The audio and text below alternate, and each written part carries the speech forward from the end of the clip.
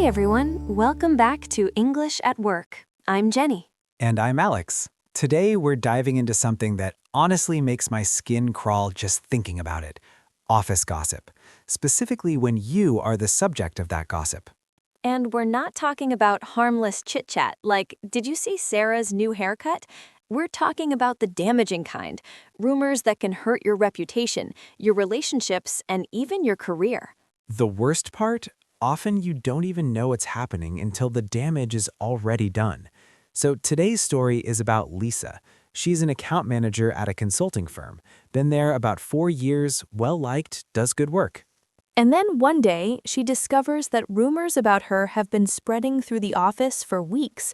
Rumors that are completely false, but very damaging. Let's jump into the story and see how she handles it.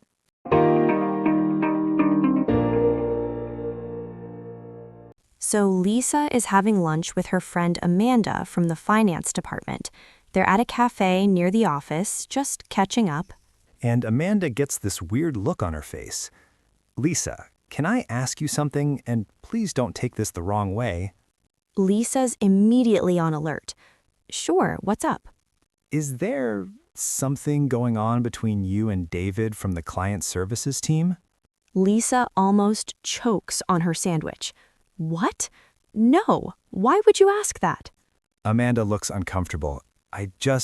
There's been some talk around the office. People saying they've seen you two having lunch together a lot, working late together, that kind of thing. Lisa is stunned. David and I work on the same client account. Of course we have meetings. There's nothing romantic happening. Who's saying this? I don't know who started it, but I've heard it from a few people. I figured it wasn't true, but I wanted to give you a heads up. Lisa's mind is racing. This is bad. Really bad. First of all, it's completely untrue. Second, David is married. Third, this kind of rumor could damage both of their professional reputations. She spends the rest of lunch trying to figure out where this came from and what to do about it. Okay, let's pause here, because this is the moment where Lisa needs to make some critical decisions. Right. So first question, why does office gossip spread? There are a few reasons. Sometimes people are bored and gossip is entertainment.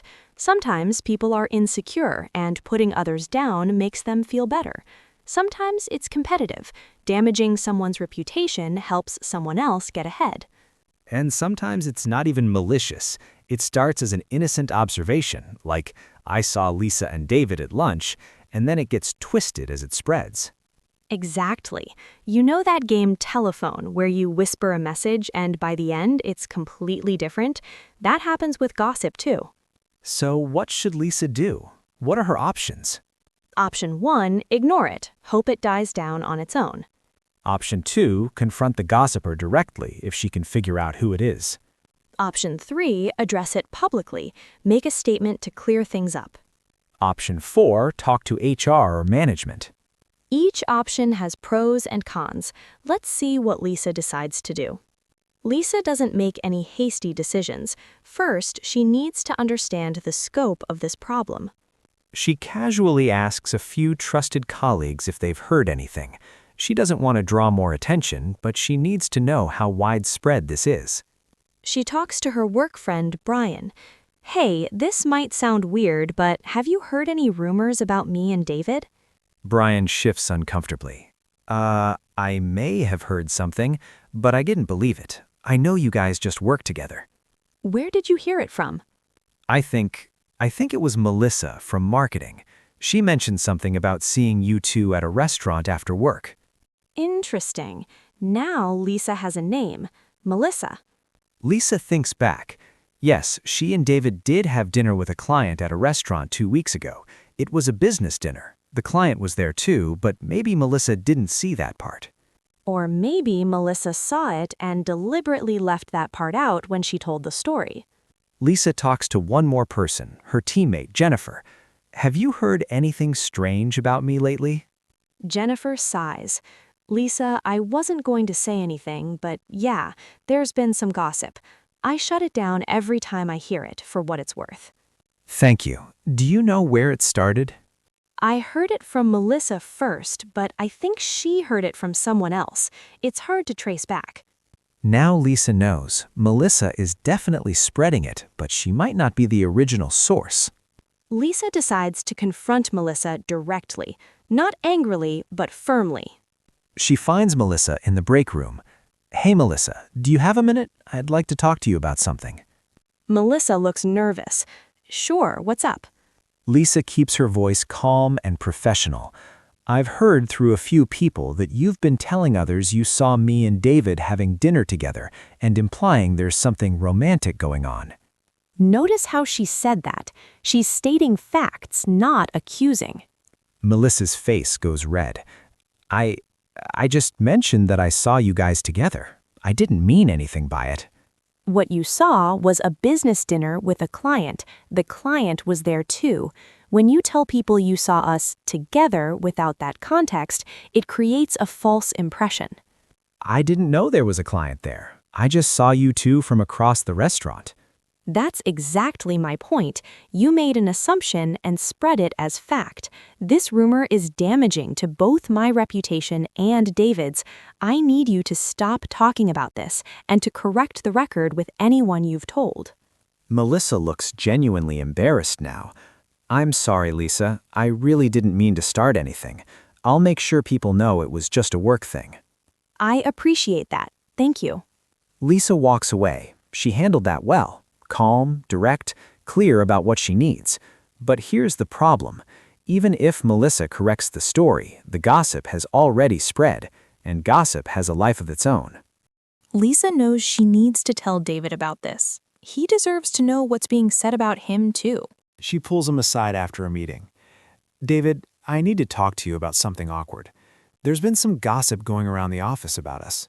David looks confused. What kind of gossip? People are saying there's something romantic going on between us.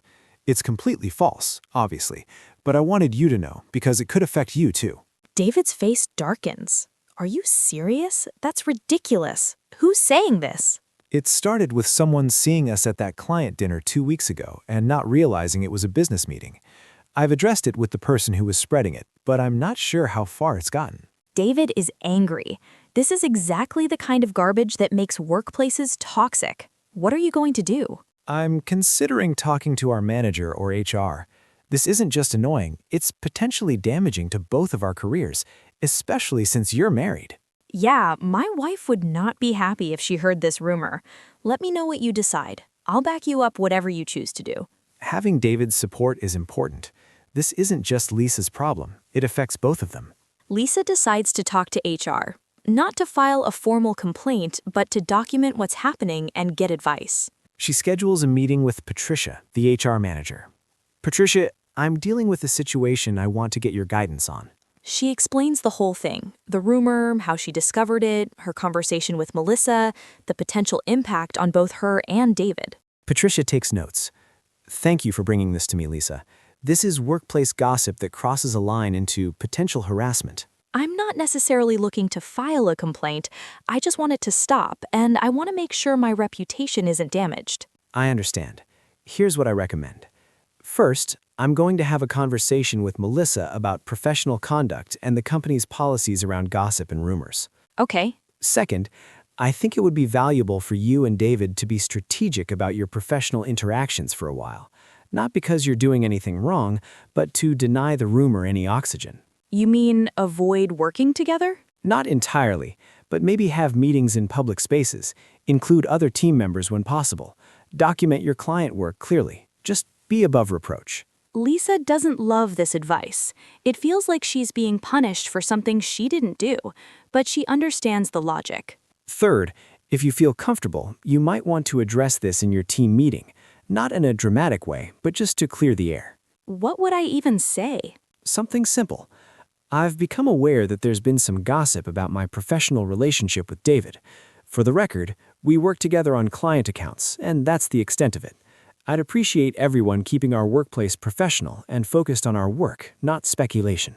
Lisa thinks about it. It's terrifying to address it publicly, but maybe that's the fastest way to kill the rumor. 2 days later, at the regular team meeting, Lisa decides to address it. Her heart is pounding. This is so uncomfortable, but she knows she needs to control the narrative. At the end of the meeting, she says, "Before we wrap up, I want to address something quickly. I've become aware that there's been some gossip circulating about my professional relationship with David. For the record, we work together on client accounts. That's it. We have client meetings, we have working dinners with clients, we collaborate on projects. There's nothing beyond a professional relationship." I'm disappointed that I have to address this at all. Gossip and rumors are unprofessional and damaging. I'd appreciate everyone keeping our workplace focused on our actual work. She sits down. The meeting ends awkwardly, but she's done it. She's addressed it head on. Over the next few weeks, the gossip dies down. People are embarrassed that Lisa had to address it publicly. Melissa keeps her distance from Lisa, clearly feeling guilty. And Lisa, she's more careful now about how things might be perceived, which is frustrating, but that's reality. Okay, so what are the key lessons from Lisa's experience? First, find out the facts before you react. Lisa gathered facts before deciding what to do. She figured out the source, the scope, and the content of the gossip. Second, address it directly with the source if possible. Lisa confronted Melissa calmly and clearly, which helped stop the spread. Third, document everything. Lisa told HR, which created a record in case the gossip continued or escalated. Fourth, control the narrative when you can.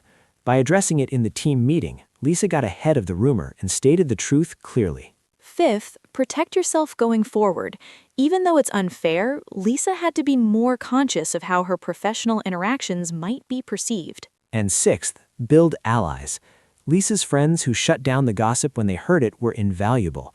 Cultivate relationships with people who will defend you when you're not in the room. Now, here's what not to do. Don't ignore serious gossip and hope it goes away. Don't retaliate with gossip of your own.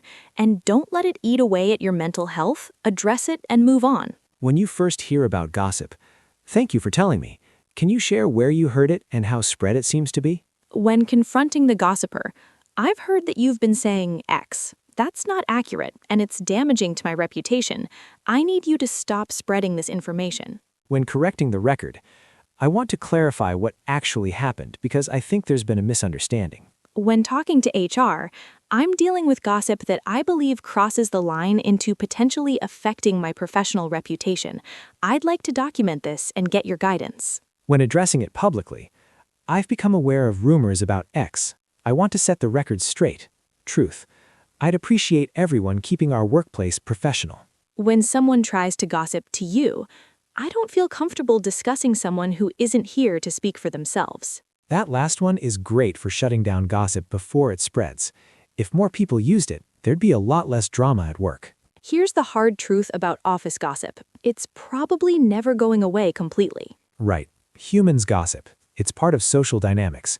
But there's a difference between harmless chat and destructive rumors. If you're the subject of damaging gossip, remember, you have power.